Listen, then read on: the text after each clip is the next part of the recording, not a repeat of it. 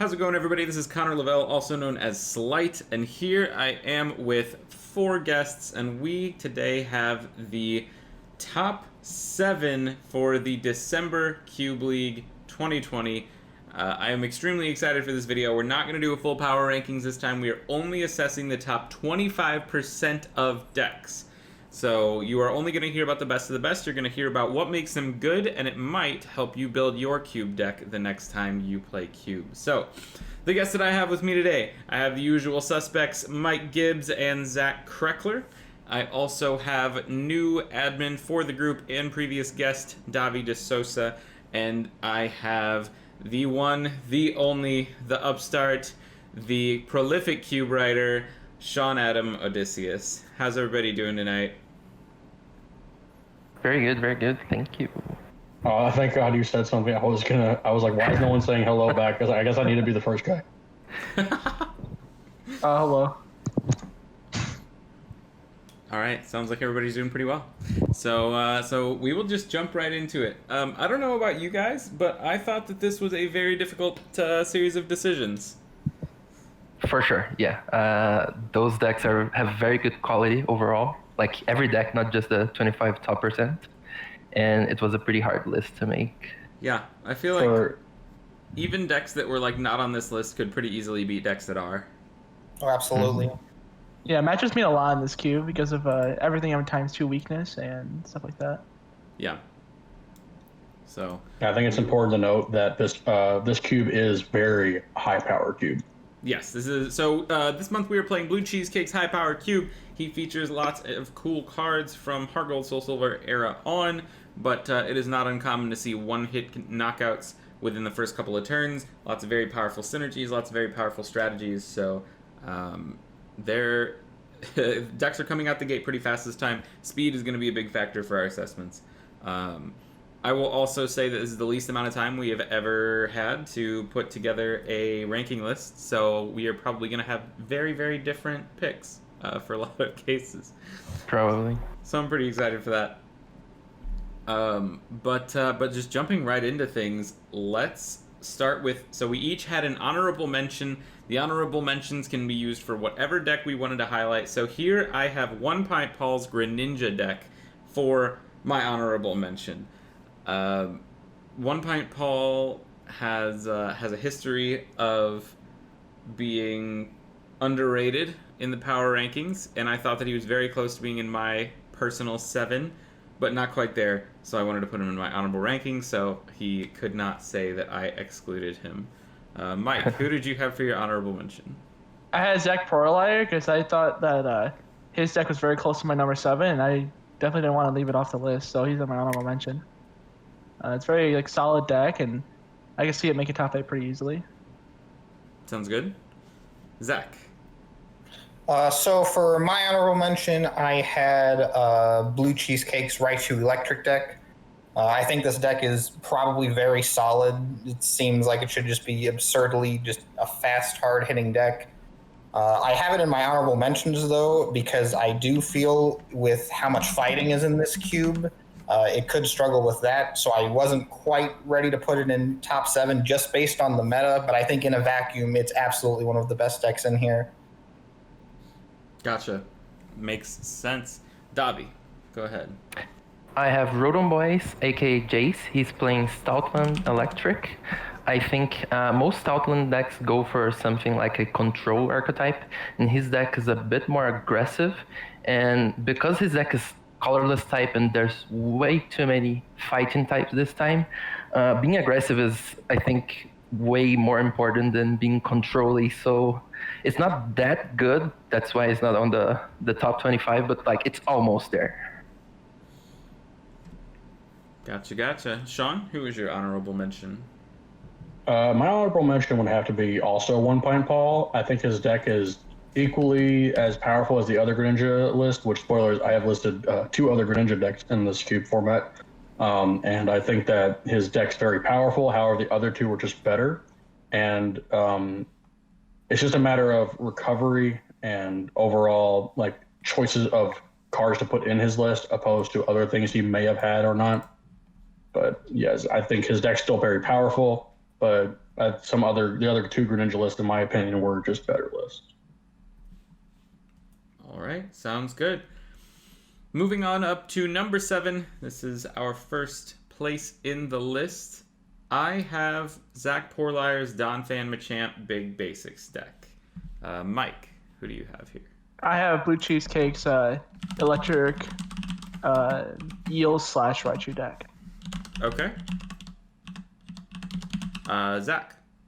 At number 7, I have the real Greninja deck of the cube, Horse's Stoutland Greninja Chinchino control deck. Okay. Sean. Or Davi, I also sorry. have Horse. Oh, my bad. Oh, My mistake. go, Sean. So go first. All right, cool. I also have Horse listed as my number 7. I think his deck's just very consistent. He clearly has a good strategy going on for. The only downside I see is like his fighting weakness, which is very prevalent in this cube. But I think overall his deck is just a kind of a monster to deal with if you're not prepared for it immediately. Okay, now Davi for real. Okay. I have Softy Swirl. He's playing Eels, Raichu, and Zoroark. All right, and what was your thinking there? My thinking is a Blue 3 Cheesecake has like a similar deck, which is Raichu and Eels, but doesn't have the Zoroark. And between like speed and overall choices, overall other things you can do, like with Zoroark, I think both decks have enough speed to move and to like go hard on the early game and go hard on the late game. But having more options is just better, even if Zoroark is also weak to fighting. As the rest of the line of Eels and Raichu. I think the amount of choices with Zoroark is better for this cube specifically, because there's way too many like crazy basic attackers and crazy attacks to be copied. So it's a good option to have Zoroark instead of like a bit more consistency, because they're both decent on consistency. Yeah, I agree. Zoroark does have a lot of like gigantic attackers to copy in this cube for sure. Mm-hmm. So backing it up just a little bit, Sean, you talked about your rationale. Davi, you talked about your rationale. Let's go back to Zach. Talk about your pick here. So, like Sean, I got Horse's Stoutland Greninja Chinchino deck. I feel as far as control goes in this cube, this is almost perfect with it. The one thing I wish it did have was some sort of reliable, like a red card or really good hand disruption. It has Getsus, but that's not quite the same. But there's just so much going on with this where, like you said, if you're not prepared for this, it can just beat you. It's super consistent with Fortune Chino. It's got some great combos with the 2 Lusamine and then Lieutenant Surge, and then tons of stuff to use with that, like AZ, Acerola. He has multiple counter catcher. He has Lysander's trump card, so he can reuse all of that stuff. I think the one thing that this deck has that the other Stoutlands don't have too is the Greninja aspect, which I think will give it some protection against the fighting decks. So unlike the Eel decks and unlike the other 2 Stoutland decks, I don't think it's going to be quite as weak to fighting, which means I think it probably can end up doing well despite so much of this cube being either a fighting deck or a fast deck. So I just think it's a really good control. And I think if you're trying to build control in cube, this is definitely a list to look at and be like, all right, I want my deck to be like this. Yeah, I agree. Yeah, definitely. And just for the viewers who are not following the league necessarily, this Cube League has 28 players, and 7 of them are playing fighting as their primary type. And that's not including any of the decks that are using fighting as like a tech attacker. That's just decks that are using primarily fighting Pokemon. So definitely a very prevalent and important weakness to pay attention to given these rankings. But that's just a little side note. Mike, would you like to explain your pick at all? Okay, so this deck is aiming to be like fast and takes his price is very fast, Blue Cheesecake decks. And I think the biggest issue with it is like outside of the deck's control is that how many fighting decks there are. So I think this is like in a vacuum about like the 5th best deck, but when it gets in the metagame, I bumped it down a few spots because like just like you're very likely to run into fighting, and I don't see this beating fighting like unless like you get lucky. or yeah, but like there's Zapdos to like reduce the damage, but that doesn't really help like every turn. He's like like you need to like bring it active, and then like 10 damage isn't enough. So like Zapdos isn't really a good answer to it, and everything else is just weak to fighting. So that's a big issue for it. But besides that, there's 3 discard draw 7 cards, which is like super good, and the support line's really good. Speed lightning, 14 lightning. So there's just a ton of good stuff in the deck list to help it just win a lot of games. Just the fighting matchups are that kind of scary up and down to 7. Sounds good. I do like his deck a lot. I have it a little bit higher on my list, but I have a feeling we will hear more about that deck moving forward. But so my pick was Zach Porlier for the round. Zach Porlier is playing a Donphan Machamp big basic kind of deck. It's interesting. There are 2 Fighting Fury Machamps in this cube that buff up your fighting Pokemon by 20. He doesn't have either of them, and I still think he has the best fighting deck in the cube because he has Detective Pikachu Machamp, which has 160 HP, does 2 for 80 at minimum. It might do 2 for 140 if you hit the flip right. And then he also does have Dojo, so that can make it 2 for even more than that. He's got a Karate Belt. He's got some nice consistency going on. One thing that I think really does him good in this deck is he has a really nice couple of basic attackers. Both of these Landorus really speed up his deck a lot and allow him to get some energy in play that he wouldn't otherwise. And the Shining Lugia is such a scary attacker. It doesn't share the same weakness. It resists fighting. In fighting mirrors, it can be a very powerful attacker. So this was ultimately my favorite of the fighting decks. I think he did a good job in construction this time. All right, moving on up to number 6. Here I have Blue's Garbodor Cinccino Toolbox. I have 1 Pint Paul for mine. Okay. I have Transmonica's Delphox deck. Okay. I also have Blue Garbodor Cinccino Toolbox. And Sean? And I also have Transmonica's deck. Okay. 2 repeats then. I think we've agreed on both of them. This is great. Yeah, it's working out so far. Yeah, we have 1, 2, 3, 4, 5, 6, 7 different people on the list currently. Okay. So we're doing pretty well, but we do have more repeats than I expected. We'll start from the top of the list this time. I picked Blue's deck because I thought it was really powerful. He is playing a 2-1 Team Up Zoroark, a 2-2 Trashalanche Garbodor, 2-2 Cinccino for consistency, and then some very powerful basic attackers, Celestial Storm, or that's not Celestial Storm, but I can't remember the name of the set. One of the newer Buzzwoles. The Grass Buzzwole, yeah, the grass one. Grass Buzzwole. Tapu Bulu, great grass attacker. Mimikyu from Guardians Rising. Spiritomb from Unbroken Bonds. Lots of very efficient, very powerful basic attackers. And then he's got the Zoroark, he's got the Garbodor to finish out the game. He's got the Cinccino to keep his deck consistent. The only thing that I would be concerned about is if he plays against an opponent who's either not playing that many items or doesn't need that many items to get set up, and they're able to get through kind of his early game couple of basic Pokemon. He doesn't really have any way to keep up on energy. He has 1 EXP share, but that's not going to necessarily carry him through the whole game.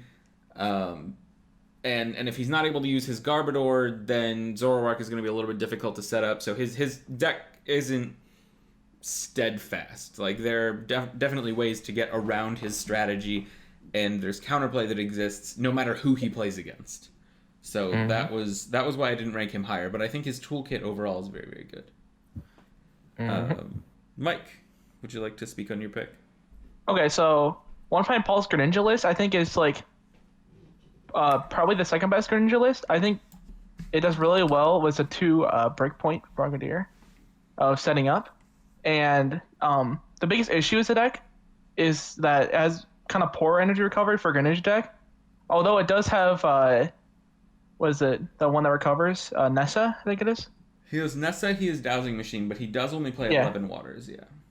Yeah, so there's Nessa to recover stuff, and there's Dowsing Machine to grab back Nessa, which is probably what he'll do most games, I imagine. But I would like to see like more of that in the deck. But yeah, it's pretty consistent at like getting the Greninjas out, but like I don't like the later game, but it's still like super solid. He's gonna set up pretty much every game with the Vulpix and all the different ball cards he has. Rough Use is a good thing in here, and Splash Energy will help him out a lot. And yeah, that's my thoughts on the deck. I think it's pretty solid. Yeah, I definitely think it's a good deck. I did like the other Greninja deck, like you said, a little bit more. But he's got a lot of good things going on in here. I think it's probably one of the best cube decks he's built in recent memory, at least. Okay, so Zach, would you like to talk about your pick? All right, so I have Transmonica's Delphox deck.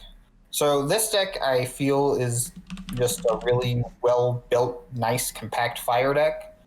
Like, if you look at the Pokemon in here, there's nothing miscellaneous or extra. It's just your Delphox line and then some very strong basics attackers. I think either Volcanion is one of the best basics in the cube.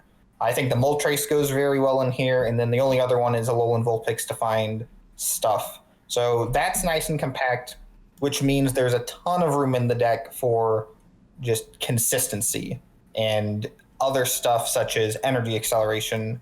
And so it takes advantage of that very well. It's got Kiawe, it's got Blacksmith, it is Max Elixir, it is 2 DCE. So and between the Volcanions and the Moltres, there's tons of energy acceleration in this deck. So once it gets going to the Delphox, it's going to start hitting hard very fast. So I think as far as the fire decks in this cube goes, this was probably this was the best built fire deck. So I think it's probably, if fire is going to do well, this is going to be the deck that does it. I do agree with that. I think so. Softy Swirl, we talked about a little bit earlier as well. We do have on the list. Both Transmonica and Softy Swirl are completely new to the Cube League this month, and I think that they both built excellent decks.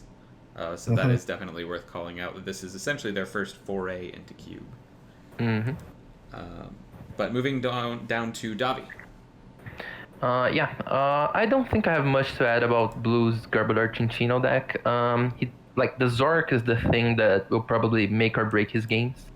The thing that can one-shot anything.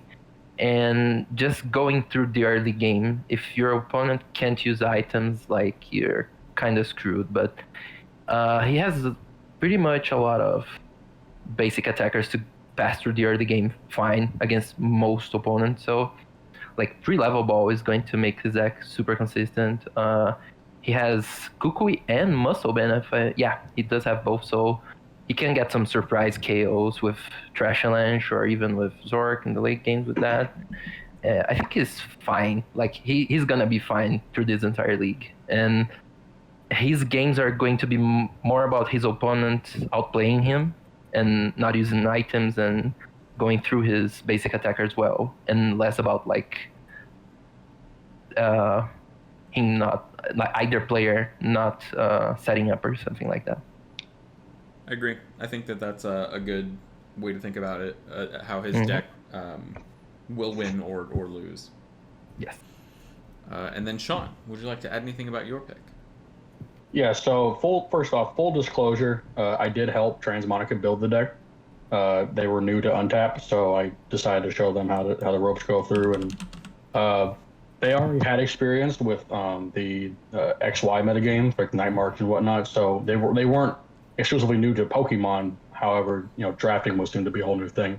The one thing I do like a lot is both the amount of first turn options they have is either Moltres, Volcanion, and also the Volcanion from Unbroken Bonds and the Vulpix. There's just a lot of options. If they go first, okay, attach to Steam Seeds Volcanion and then just pass, and then next turn, all right, cool, Giant Hearth for a fire, get 2 fires back, Blacksmith onto something, attach, accelerate. There's just so many options for first turn, or they could start with Alolan Vulpix and just build up their Delphox. The also thing I like a lot too is the Judge combination with Judge and N.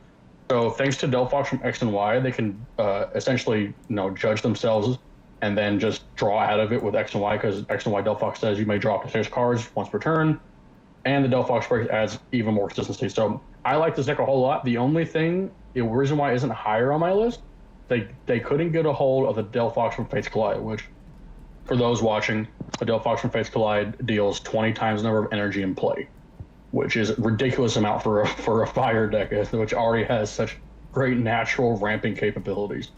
But other than that, it's just a solid deck, and there's like not a lot of there's nothing in here I could say, like Zach said, there's really nothing in this deck that I would say, why'd you put that in, you know?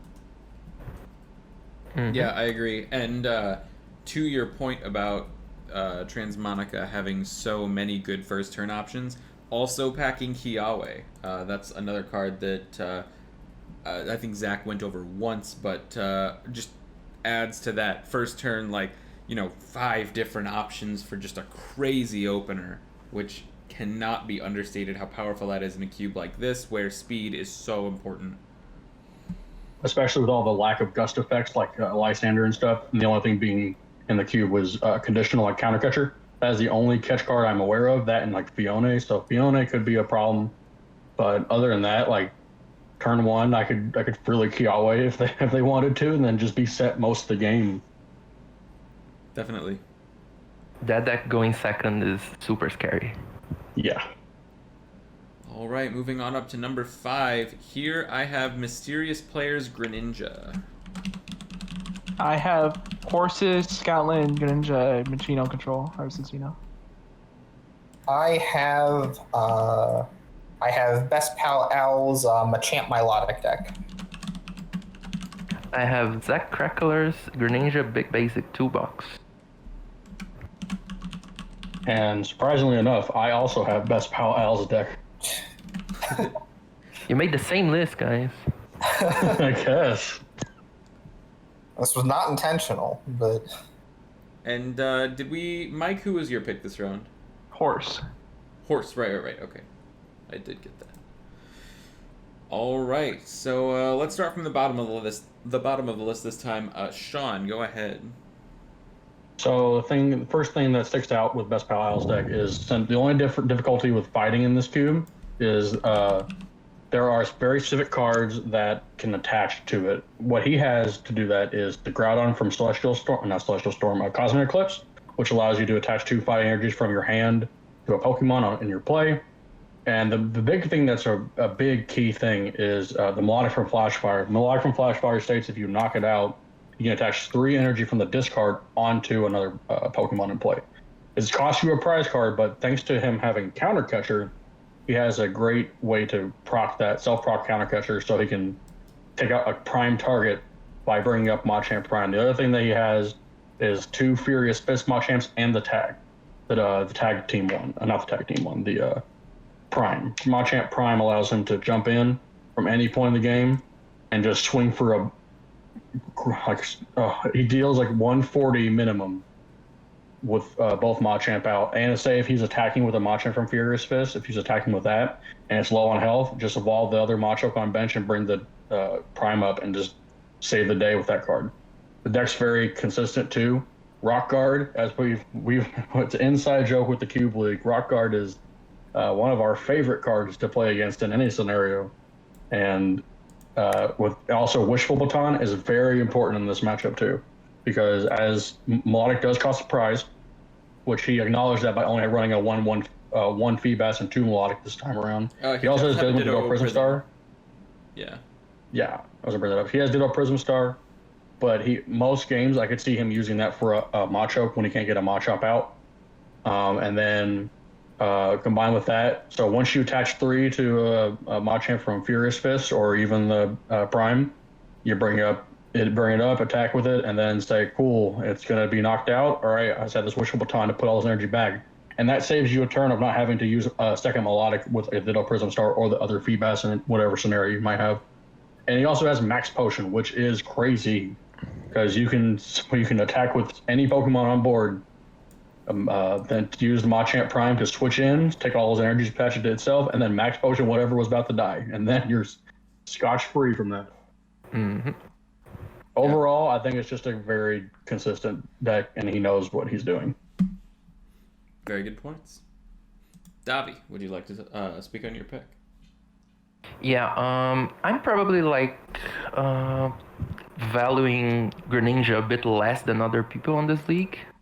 I'm not exactly sure why. I do think that all the Greninja decks are pretty high on the list, but this Zach Krekeler's Greninja deck is not like a solely water deck. It has a lot of other attackers, either to hit for other weaknesses or to be like just a tricky deck in general. It's things that you don't expect in a Greninja deck. Like the only one that's really obvious is the Morpeko, because it can hit hard on the same turn that you water shuriken something. But stuff like the Celesteela and the Shirk Tree and the Nihilego, they're really like tricky to build around and to go around. And I think Zach can like make this deck go the distance. The one thing I'm a bit afraid of is his energy line is like one metal, one lightning, one psychic, one rainbow, one prism. Like I can imagine a situation where he needs to top deck a water energy to like close the damage on something and just top deck the rainbow, and it doesn't work. But I think there's ways to go around that also. Just maybe the luck of running this crazy energy line won't be on his side for every game or every match. But overall, this deck is super strong. It's like good old Greninja, good old spreading, and like some quick and hard-hitting attackers and tricky attackers also. And there's Rock Guard, so. Rock Guard's always Thanks a good. lot, Rock Guard. All right, moving up to Zach. All right, so I also picked Best Pal Al's deck. Sean went over a lot of the good things about this. It's very consistent, very strong. The Milotic, I think, works perfectly with the Machamp, and then the Machamp's combo really well with his trainers. The one thing I would want to add that I think is really strong about this deck is his two basic attackers in Regirock and Hitmonchan. I think both of those with the tools that he has can be kind of crazy. So, for example, like you could start early. If he managed to go, he can go Hitmonchan, hit and run into something with the Rock Guard, which would be great, or back into any of these Jirachis if you want to put like a U-turn board on that for even more consistency. Or you could do something absurd like send up Celestial Storm, Regirock with Rock Guard, and just start hitting 1 for 40 while you're setting up the rest of this. And then both of those also work really well with Max Potion. So overall, I think he has a lot of options for both early and late game. And as far as fighting goes, having energy acceleration and having, you can move it around with the Machamp, you can heal stuff with the Max Potion. There's just so many options with this deck, so I feel it's going to do very well. Makes sense. Mike. Okay, so I had Horse's control deck. We already talked about this quite a bit, but I have it higher. So I feel like I have a lot of like trust that this deck can do very well. It has a lot of options against a lot of stuff, and the Greninjas are really pretty cool to see. There's one of the Shadow Stitching Greninja, and then there's one of the Breakpoint Shadow Stitching Greninja, and then there's an XY one. Then so you have one for sniping and one for ability lock. And that's just like really cool to see in a control deck, and I think that's really interesting to see. And I feel like there's a lot of locking stuff here, like the Via Seeker, Acerola, Plumeria, Max Potion. It's Trump card in here, double Lucamine, Surge, stuff like that. It makes a really good control deck, and having a Scotland line in here just like propels it pretty high. Something I would like to see from this deck that doesn't have is something like Red Card, like we already mentioned, and something like a Lily Pup. That's pickup. That would be pretty cool to see. But otherwise, I think this deck's really good. Sounds good. And here I had Mysterious Player and his Greninja deck. I do think Mysterious Player's Greninja deck is probably the best one in the event. He has the full 5 thick Greninja line. He does only have 1 water duplicates Frogadier, which is worth noting. It's probably one of the biggest downsides I would say his deck has against One Pint Paul's deck, who's very similar. However, he has some very good consistency, some very good tools. he plays. So he has the same Nessa dowsing machine recovery options. However, he plays 14 energy.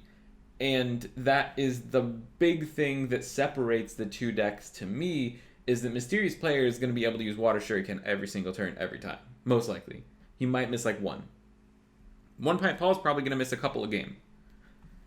And those Water Shurikens are really like the foundation of your deck. They're what your deck is built around. So I think in the long run, Mysterious Player's deck is going to end up being stronger between the two. And I think he's just got a super powerful Greninja build. Lots of good cards, lots of very useful effects, nice consistency.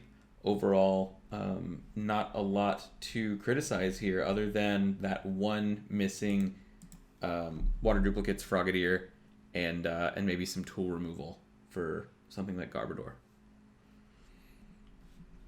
All right, moving on up to number 4. Here I have Softy Swirl. I have Mysterious Player's Greninja deck. I have Blue's Garbodor Centino. I have Zach Perlier's Donphan Machamp. And I also have Softy Swirl. All right. So, no new names this time, actually. Okay. No, old new name. Yeah. So every single player called out in this round has already been called out. Okay. So, we will go over them just a little bit. Softy Swirl's deck we've talked about already. I think it's very powerful. Nice and consistent. Excellent toolkit. All 3 Dynamotor Electric. Great to see. 3 count of Raichu. The Zoroark to bounce back any attack that's particularly threatening. Biggest issue that I see with this deck is just that the lightning weakness is gonna be rough. Or the fighting weakness. The fighting weakness is gonna be rough. There are very, very many fighting decks in this event, and I don't think this deck is going to be able to hold up against them. There is an outside chance, I would say, that maybe it can take a knockout, it can get all the fighting decks' energies off the board, and then it's kind of playing a game, but the efficiency with which the fighting decks are going to be able to take knockouts is just going to be really hard for this deck to beat, I think. And it also is probably going to struggle against the Greninja and the Garbodor decks in the event. So that's going to be another thing to keep an eye on. There's really nothing this deck can do against Greninja and Garbodor. I don't see any tool removal to speak of. So if they do play against those matchups, especially that Garbodor matchup, it's going to be really rough. And I think it's just that matchup spread. Like, this deck is amazing. And in a different meta, it could be the best deck in the cube. But given what we've seen so far, I do think it's going to suffer against some of the other decks out there. Mike, do you want to elaborate any more on your pick? You went over pretty much everything on Mysterious Players, Greninja. The only thing disappointing is obviously only one Water Duplicates Frogadier. Other than that, really good base. And it should set up pretty well. It's a pretty solid list. Sounds good. Zach? So I had Blue's deck. We've already gone over this one pretty well as well. The one thing I would just say about this is I think it's in a really nice sweet spot between having really strong early basic attackers and then having Garbodor as just a threatening finish. So you basically have to choose, are you going to try and match the speed of these basic attackers and then play into the Garbodor, or are you going to go slow and then somehow have to deal with these like Spiritomb and Hoopas and Buzzwole? So I think it's a really nice balance there. Definitely. One correction I actually want to make about something that I said about his deck earlier. He has Baton as well as EXP Share to keep his energy in play, so he actually has more options there than I realized. Yeah, his tool quality is really high in this deck. Yeah. If I had seen both of those, I think he would have gone higher up on my list, I'd say. But all right, moving on. Davi, would you like to go further into your pick for the round at all? Not really. It's just big basics and Donphan are really strong, and this one has both, so yeah. All right. Sounds good. Sean, would you like to elaborate on your choice of Softy Swirl's deck here? Yeah, you covered most of what I was going to say. It was a difficult choice between Softy Swirl and Blue Cheesecake, which Blue Cheesecake is playing the same archetype. I like to think that Blue Cheesecake's dex is a lot faster than Softy Swirl's. However, Softy Swirl seems to have a better management of middle to late game, primarily because the 2 Electros line they carry, as opposed to Blue Cheesecake's 1. They also have a few other good basics, and the Zoroark Black and White can just save games immediately. And they both have fighting weakness, but look, when you have Zoroark Black and White, a Machamp comes in and swings on you for 1,000,000 damage, and then you just swing back with Zoroark with 1,000,000 damage. The only downside to both those decks is, even though it is the lightning, and lightning is primarily the weakness to water, it is not the weakness to Greninja, and I think that's the only downside, and that is why it's not any higher on my list. Had fighting not been so good, and Greninja Shadow Stitching not being that good, I think this deck would be a lot higher on my list. But I think the Zoroark carries it in a lot of different ways, whereas any other deck with Zoroark wouldn't be able to compete with this kind of, because he can basically turn 2 Zoroark with the electrics from Black and White. Yeah, very true. All right, moving on up to the number 3 spot here. I have a new name to add to the list. I have Mike Gibbs at number 3 with his deck. Yeah, and I have you, Slade. It was Hydreigon. All right, I have JL's Donphan Garbodor. I also have Slight with Hydreigon Zoroark. And I have Mysterious Player. All right, 3 fresh names to add to the list this time, so exciting. Sean, would you like to start us off? Anything to add on Mysterious Player? So one thing that we've basically covered him to death at this point. There was a couple things I'd like to point out. Besides the Dowsing Machine Nessa combo that they have, the one thing that this deck has over the other Greninja decks, and I think people aren't thinking about it, is the power of the Lady. Lady is a card from Forbidden Light. Lets you search your deck for 4 basic energies. And when you're in the middle game and the other Greninja decks have about 10 to 11 water energy, and they're sniping for 30, they might have only 1 or 2 left in deck, and they might not be getting back as fast. However, the combination of Ordinary Rod and Super Rod in Mysterious Player's deck, he can easily just Ordinary Rod like 4 energy back in or 2 energy back in the deck, and Super Rod the other 2 or 3 even, and then just Lady him that turn to get him back for double hit. I think it's an underrated combo that a lot of people may have not thought of at first with it, which I can't. Obviously, I can't. That's fine. It's not that big a thing, but I do like it a whole lot. The power of, I think Lady is a powerful card, is what I'm trying to say. I did miss that, yes. Yeah, I definitely see that. I get what you're saying. I mean, like, in most cases, with a 14 energy count, he's going to get good value off of Lady. So if he's set up, he's going to be in a good spot after that supporter. I think the Lady comes in a bigger play too. Like there were, I believe, 4 in this cube and like 4 Judge or 2 Judge. I think that card comes in a much bigger play than Nessa, because sometimes Nessa you want to bank on getting maybe like a Greninja back for that turn also, rather than the 3 waters. So the idea is that you can just, I just got into like 2 cards. Okay, time to Lady for 4 water energies, and now I'm not stranded. Especially if you get you take a knockout off of Moonlight Slash, bring the water back to your hand, and then they end you, and that water's gone now. You can now get 2 to attack with the Water Shuriken, and 1 to attack with the active Greninja. So and then 1 for next turn. Obviously, I think that adds a lot to the deck. Mm-hmm. Sure. All right, Davi, would you like to go into your pick more? Yep, I have you playing Hydreigon, Zoroark, and Big Basics. This deck is pretty crazy. I played a deck kind of like this in the past in one of the first few leagues we had.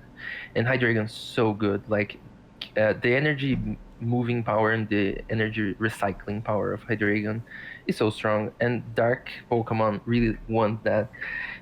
You have Yveltal to get the energies early, to kind of power up your attackers way faster than any other decks could when you can move them around. You have some really big attackers like, what's the name of the... Guzzlord. It hits for like 160 or something crazy like that. And it can come around like from nowhere, because there's so many different ways to to power that up. And besides that, you have more Zorks. The black and white Zork we already talked about, but team up Zork on this deck also seems pretty good. Having a way to charge it pretty fast, because the 3 energies on it makes it pretty hard to attack on like other decks with no acceleration. But this deck just can put energy out of nowhere. So it's really easy to attack with that, and it's one of the best attackers in the cube in my opinion. And there's like healing, there's very good search for Candies is in here, AZ is in here, so it's like an all-around good deck. And even with all of the fighting decks going around, I think this is one that they don't want to see for sure. All right, sounds good. Moving up to Zach. All right, so I had JL's Donphan Garbodor Big Fighting Basics deck. I mean, it's fighting Garb, and it's like a match made in heaven. But there's so much in this deck that I think will make it just a terrible matchup for a ton of people. Like, it has the big fighting basics in Landorus and Regirock, and then Groudon for acceleration and Terrakion. They are absurdly strong, along with Donphan just as an attacker. It also has a lot of the fighting stuff that you want in a fighting deck. So he got the strong energy, he got the martial arts dojo, he got the karate belt. There's having Garbodor combined with a strong attacker that doesn't require abilities when a lot of the cube does require abilities is a huge advantage, especially since he was able to get it with 2 different shuffle-in supporters, so he has both Judge and Marnie. The other thing I really like about this deck is that he has 2 scoop-up cards. He has Acerola, and then his Ace Spec, which I think is the only one up here who's playing this, is he has Scoop-Up Cyclone, which when you're starting with just a giant 120 HP hard-hitting basic, and then you just pick it up while your opponent's struggling to do whatever they're doing. Like, you get so much value out of that. His tool quality is really high. Just his consistency is really good. So overall, it's a very solid deck. Yeah, makes sense. I definitely agree. This deck is scary. All right, Mike, would you like to talk about your pick for the round? So Davi pretty much already went over it mostly, but I like all the options. All the energy recovery was Evoltol and Hydreigon. Give you a lot of energy on the board to play around with, so you can move it around, attach more with Hydreigon. It's very good, and his Borderline's very good, and what was it? A lot of healing options with Max Potion, which is really good when you can move around energy. So you only get Max Potion's upside and not its downside. I actually don't have Max Potion in the deck. I have AZ and you cut Mallow it. and Lana. Malolana. He has Malolana, yeah. Oh, okay. Then AZ and Maulana. Yeah. Okay, then. Still some AZ is still like the same thing as Max Potion. Yeah, definitely. But like you get a switching effect. And like, yeah, there's still definitely good healing options. My point still stands with that, for sure. And hiding energy is very, very good in this deck. It allows him just to move anything he wants. It's like having a Moonlight Stadium in play just all the time. So, yeah, True. Very good deck here. Thank you. All right, and then moving up to my pick for the round. So here I have Mike Gibbs. Mike is on Beedrill. He has a ridiculously consistent Beedrill deck. He has all 5 Beedrills, as you would want the Beedrill deck. He has a 7-5-5 line of Beedrill, which is fantastic. I mean, Weedle is some of the Weedles have like Grass search your deck for 2 grass or grass Pokemon, which is obviously great. He has 2 Alolan Vulpix, which is fantastic for setting up. Double Rare Candy. And then, so this deck, probably he gives up the first prize because he's trying to set up so many stage 2s. Beedrill builds on itself.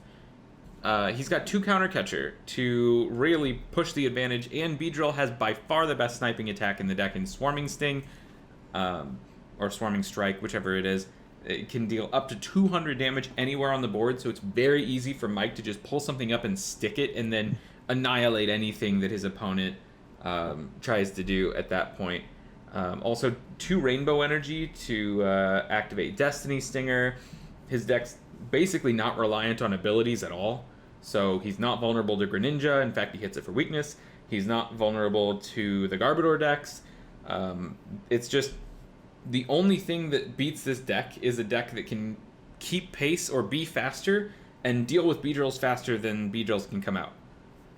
And be faster. Say again?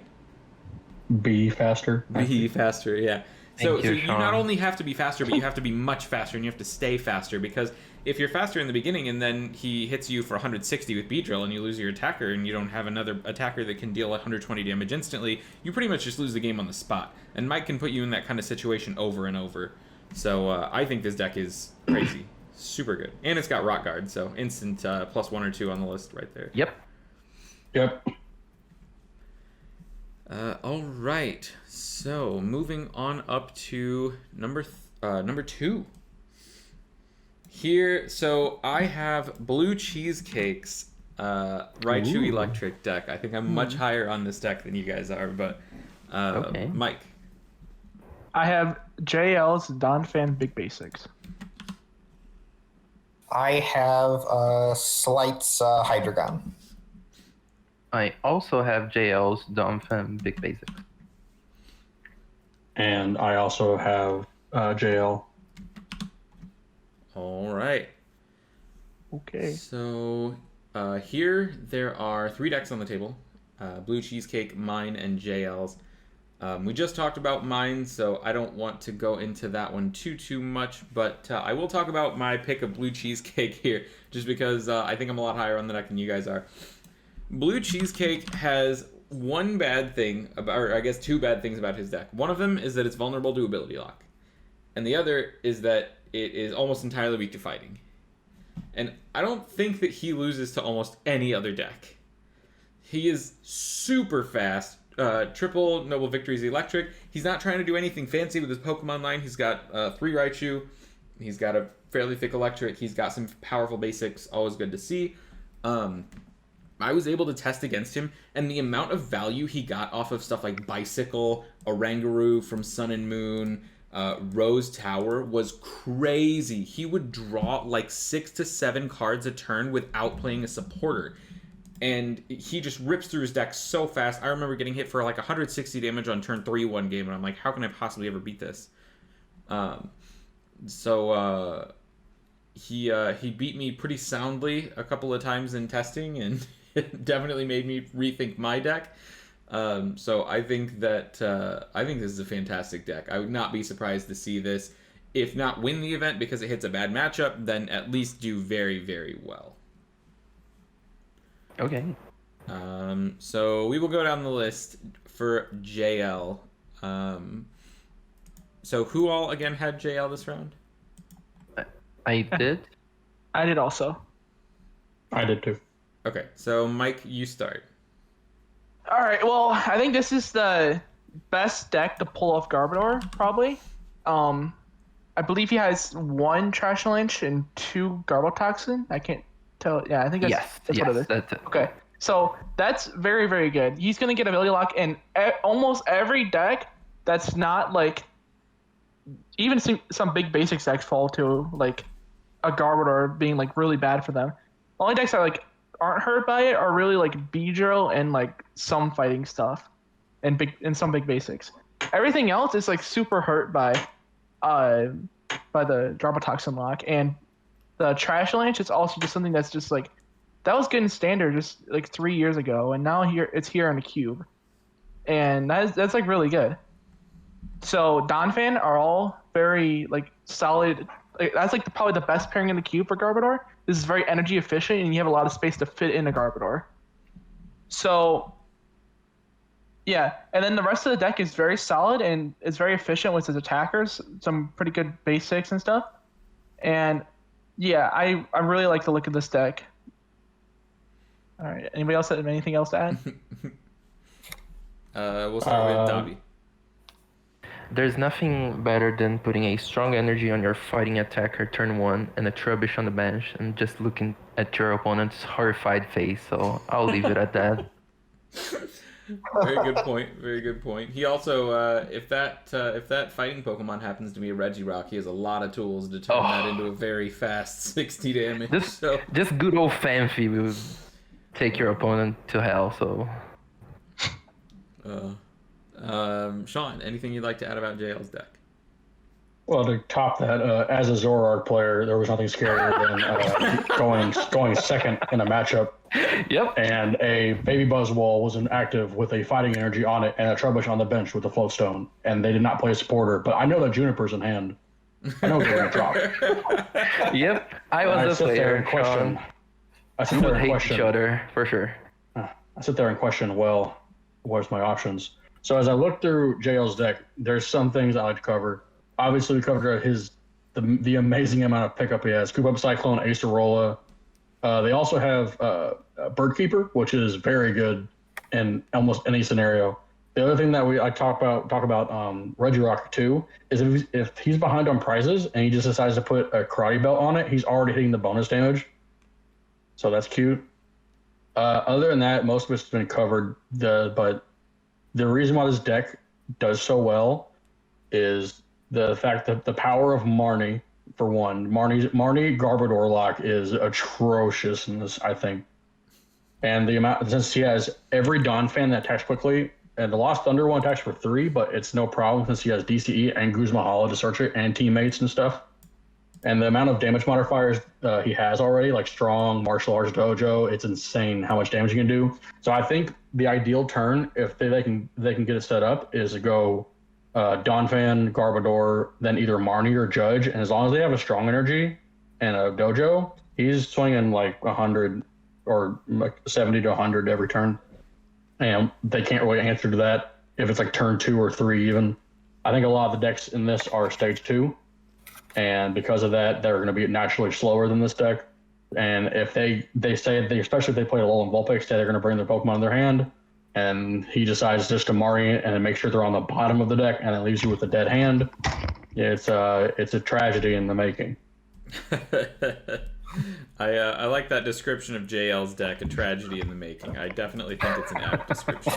As I said, as a Zoroark player, the tragedy in the making I have experienced many a time in my life. Especially when it came to Wide Lens Buzzwole GX. Ouch. That was a whole lot of fun. Yep. And I think also, I gotta mention one thing, is that I was going to put Blue Cheesecake's deck actually as my number 2 as well. However, the power of just the amount of fighting decks that can hit very, very quickly as well, and the power of like JL's deck, I think JL's deck's kind of pushed almost every Lightning deck out for me. Probably. Except Swampy Swirls. Yeah, makes sense. And Zach, was there anything that you wanted to add to the discussion on my deck?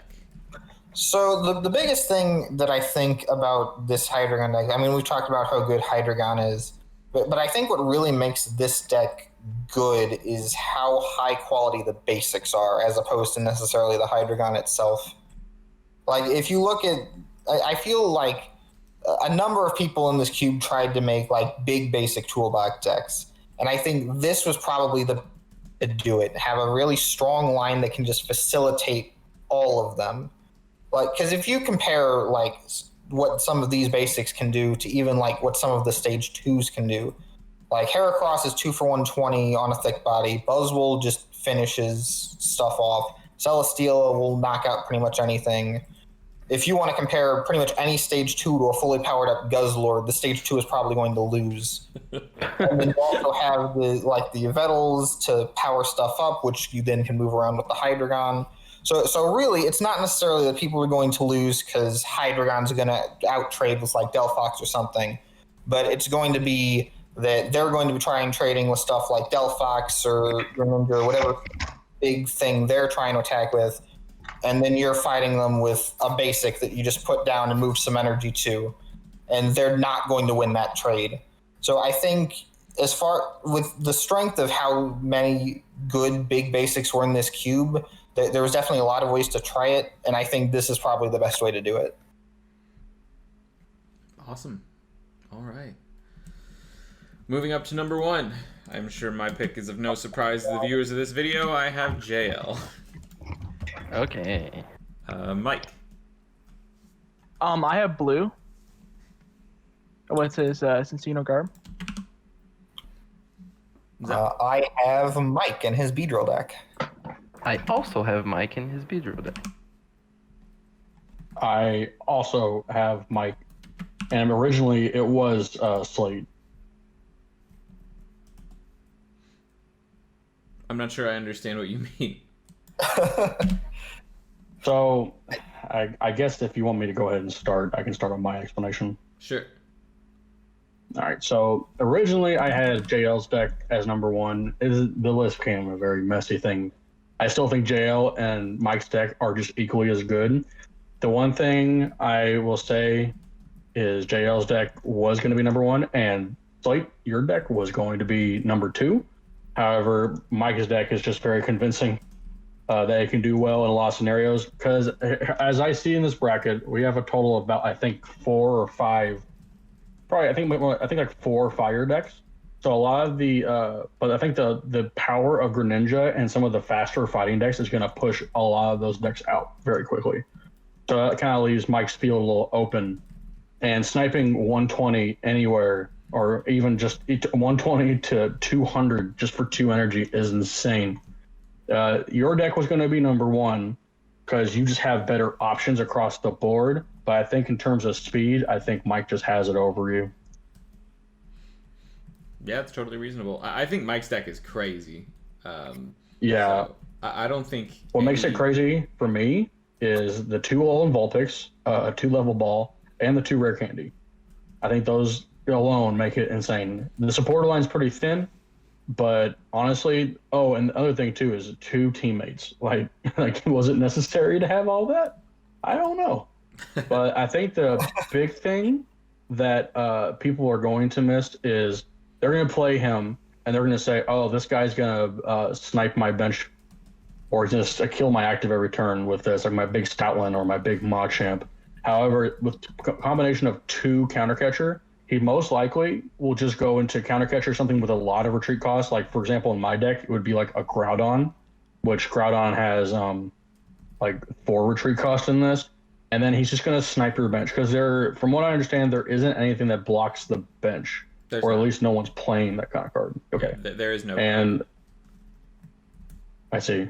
Because of that, I think the power of just being able to catch something with a big retreat cost and then just start sniping consistently over and over again is going to ruin a lot of people's day. The only downside I could see is this deck is very weak to Marnie, and it's very weak to In.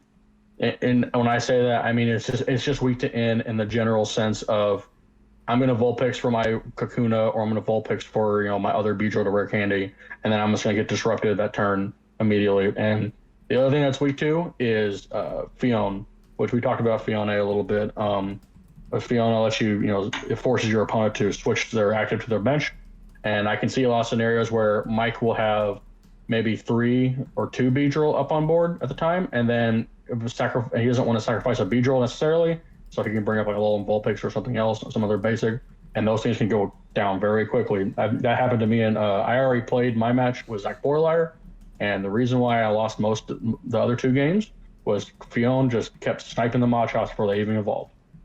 And Donphan hits for 60, it turns out, and they have 60 HP.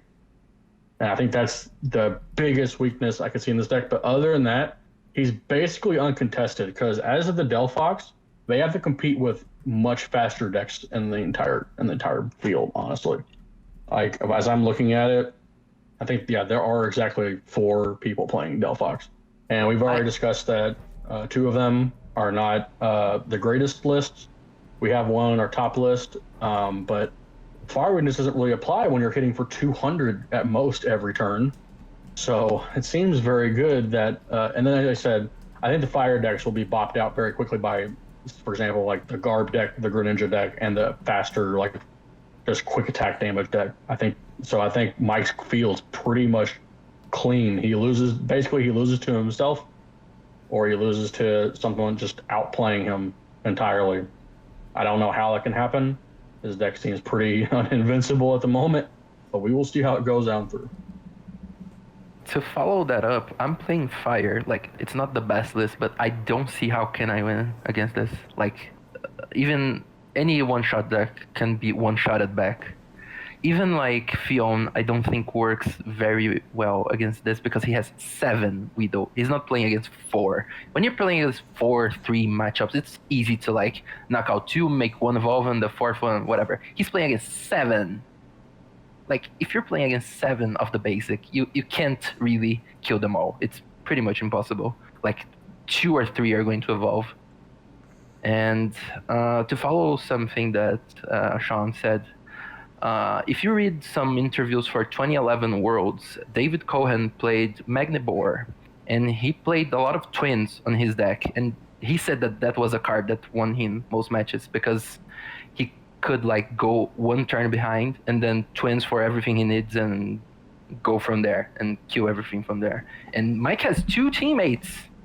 I'll say this again. Mike has 2 teammates. Go on. Yeah, in a format like this, where Mike might be ahead in the mid game, and he can just use teammates anyway. I swear, I tested against Mike more than any other player before the beginning of the event, and every single time he said teammates, I was like, oh, this is terrible. Like, oh my gosh, this game just went totally down the toilet. And he's doing it twice per game, so it's just gonna happen so often. Like, so many people are gonna get hit with the teammates when Mike isn't even behind.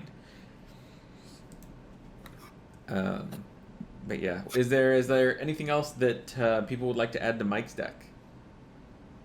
So the other thing I think we've gone over just how aggressive and ridiculous this is.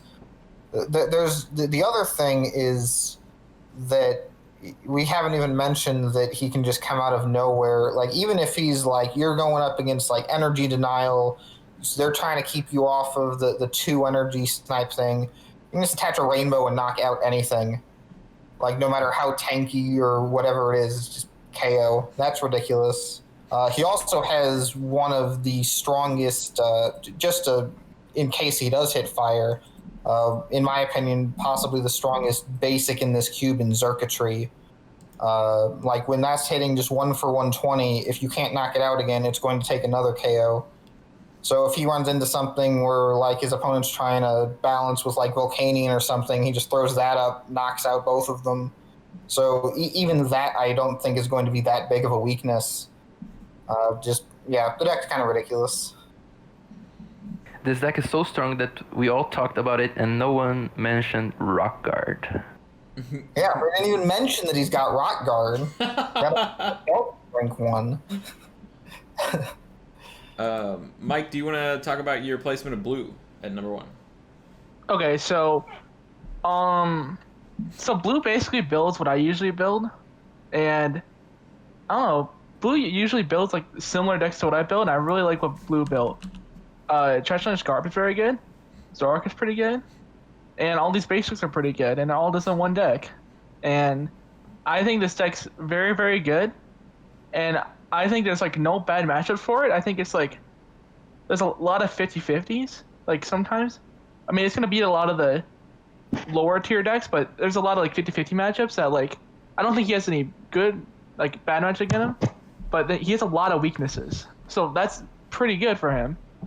Like he has, I believe, 3 grass. Yeah. Then he has a psychic weakness, dark weakness. Then he has, yeah. And those are all pretty okay weaknesses to hit. And Shaming X is good setup. 3 level ball is pretty cool. 2 dual ball is pretty cool. And a dumbbelled Charged Lance Garb is something some people just cannot deal with because you're almost never one-shotting that. So, and yeah, and on the side, Life Dew's like if he gets a Life Dew off, and that works pretty well for him. Yeah, that's why I have this deck at number 1. I know it's a lot higher than other people's, but I'm pretty high on this deck. Sounds good. Yeah, I mean, I definitely think his deck is very powerful. It's just how effective is the counterplay against it going to be? And I think that kind of determined where we put it on our lists comparatively. Some of us thought that the counterplay was going to be better. Some of us that thought that it was not going to be quite as good. So, but I think undeniably it's got a really strong toolkit. Even if the counterplay does end up being very good, he's still going to win a lot of games. Yeah, it's gonna be a lot of like skillful games he's gonna play, so that should be fun for him. I had JL, but that deck has already pretty much been talked into the ground. I don't have a lot to add to the conversation. One thing that I don't know if anyone has addressed is he does have Field Blower and Faba, and tool quality in this cube is so high. So I really, really like that, but I think that's the only thing that I've really got to bring to the table that we haven't talked about already. So we are going to make a quick cut. We're going to compile the results. We're going to figure out who the top 7 aggregate are, and we will be right back. And we are back. We have the aggregate ratings tallied up, and we are just going to jump right in. Number 7, we have Blue Cheesecake's Raichu Electric. Number 6, we have Softy Swirl's Electros Raichu Zoroark.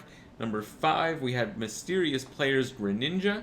Number 4, we have Blue's Garbodor Cinccino Toolbox. 3, we have myself with Hydreigon Zoroark Big Basic Toolbox. Number 2, we have JL Muserwolves with Donphan Garbodor Big Fighting Basics. And number 1, we have Mike Gibbs with Beedrill. Mike, how do you feel being on the top of the list this time around? The deck's pretty cool. I like it. It does pretty cool stuff. Cool. Okay. Just for reference as well, this list was compiled by making a control value. Every time a deck did not appear on the list, it received essentially a 9th place ranking, and then we averaged the lists out. So that is how we got to that final figure there, and that's where we fell. So Mike at number 1, I believe that is Mike's first time at aggregate number 1. JL coming back to the league really strong, and then Softy Swirl and Transmonica both with very strong showings for a first-time player. So a lot of exciting things going on in this cube, and I look forward to seeing how things shake out. As always, thank you so much for watching this video. I hope you enjoyed our guests, and I hope you enjoyed listening to our ratings and our rationale. This time was probably a little bit looser than you're used to, but hopefully you had a good time with it. And with that, I will hopefully see you next time.